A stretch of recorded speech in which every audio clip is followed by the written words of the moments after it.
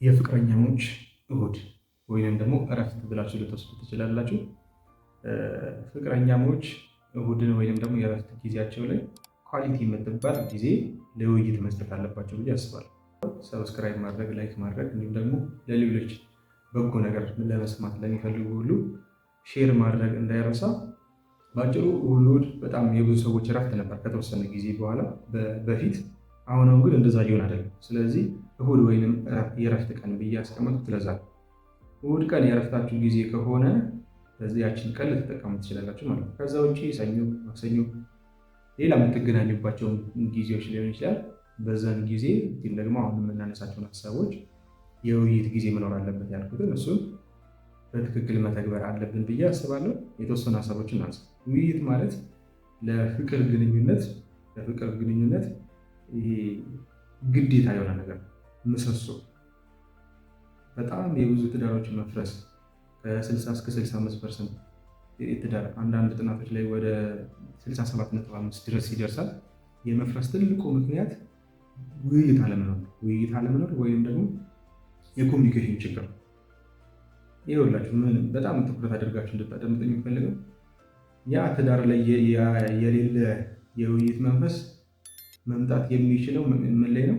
በዚህ በፍቅር ግንኙነት ውስጥ ወይንም ደግሞ በእጮኝነት ጊዜ ጥሩ የሚባል የውይይት ጊዜ ወይንም ደግሞ ችግሮችም ሲፈጠሩ ሊሆኑ ይችላል። ተወያይተው ያንን ችግር መፍታት መልመድ መቻል አለብን። በጣም መለማመድ ካሉብን ነገሮች መካከል አንደኛው እሱ ስለሆነ ማለት ነው። ስለዚህ የውይይት ጊዜን ችላ ማለት የለብንም ማለት ነው። ምን ጥቅም አለው ውይይት? ምን ጥቅም አለው ብለን ብናስብ 4 ነጥቦችን እናንሳ። የመጀመሪያው ስሜታዊ ትስስርን እና መተማመንን ይጨምራል። ለትውውቅ በጣም ይረዳል። እንዳልኳቸው ደግሞ ስሜታዊ ትስስርን በጣም ምን ያደርጋል? ይጨምራል ማለት ነው። ያስብልኛል፣ ይረዳኛል እና ደግሞ በሱ በኩል ያለውን ስሜት በደንብ ለመረዳትም ይረዳናል ማለት ነው። ሁለተኛ ደግሞ የሚፈጠሩ አለመግባባቶች ወደ ጠብ ሳይደርሱ በቀላሉ ለመፍታት ያግዘናል ማለት ነው። ያው ልዩነቶች ይኖራሉ፣ በደንብ ልዩነቶች ይኖራሉ። እንኳን በፍቅር ግንኙነት ያሉ ሰዎች ይቅርና ትዳር ውስጥ ራሱ በጣም ልዩነቶች አሉ። እንኳን እሱን ተዉትና ራሳችሁ ይሄን ቪዲዮ የምትመለከቱት ራሳችሁ ከራሳችሁ ጋር ተጣልታችሁ ታውቃላችሁ? ተጣልተን እናውቃለን።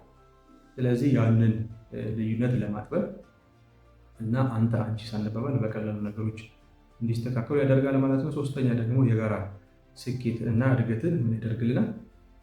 ያፋጥንልናል። ስለ ራሳችን፣ ስለ ግል ህልማችን፣ ስለ ፋይናንስ አያያዝ በማውራት ወደ አንድ ሀሳብ ወደ ትዳር ዓለማችን ወደ አንድ ሀሳብ እንድንመጣ እንድንቀራረብ ያደርገናል ማለት ነው። አራተኛው ደግሞ አላስፈላጊ ግምቶችን ያስቀርልናል። የብዙ ጠቦች ምክንያት ግምት ነው።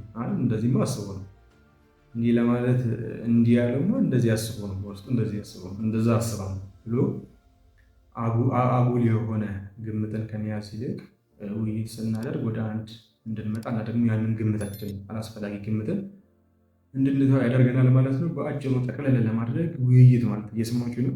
ውይይት ማለት ለፍቅር ግንኙነት ልክ አንድ ሰው በዚች ምድር ሲኖር ኦክሲጅን እንደሚያስፈልገው ኦክሲጅን ከሌለ መኖር እንደማይችል ሁሉ በፍቅር ግንኙነት መካከል ውይይት ከሌለ በአጭሩ ወደ ትዳርም ሊሄዱ አይችሉም። ቢሄዱ ራሱ ያ ትዳር የተበላሸ ወይም ደግሞ ኦክሲጅን ከሌለው ያ ሰውዬ እንደሚሞተው ሁሉ ትዳር ውስጥም ገቡ ትዳራቸው የሞተ ይሆናል።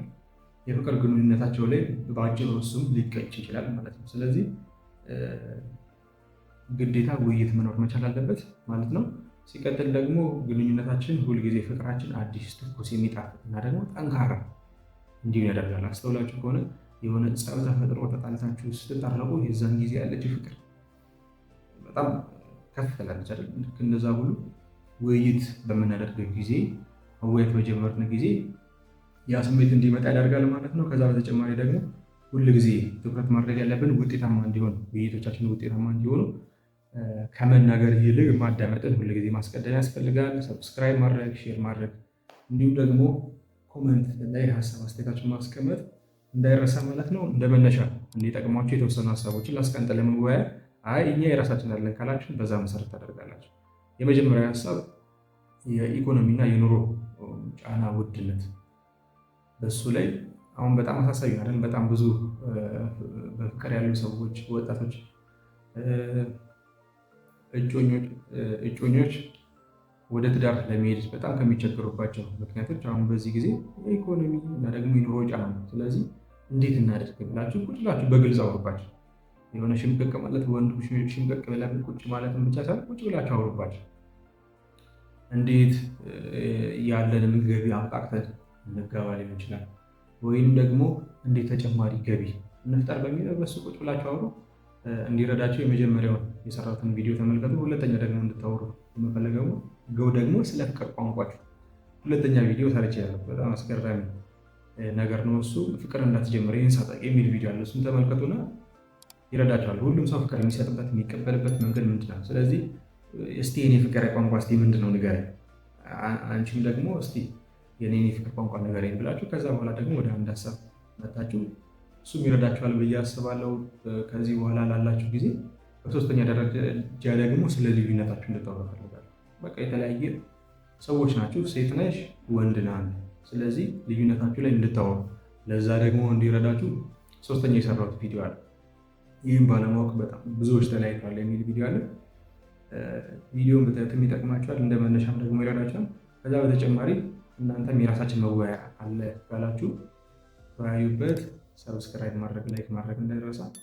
አመሰግናለሁ።